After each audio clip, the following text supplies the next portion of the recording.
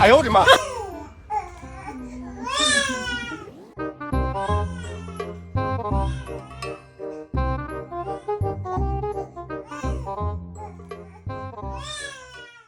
！2 hours later.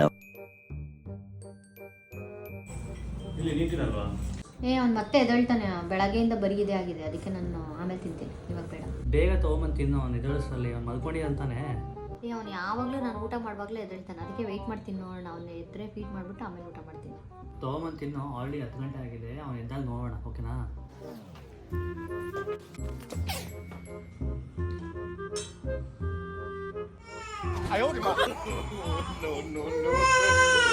ನಿನ್ಗಿದು ಬೇಕಿತ್ತ ಮಗನೇ?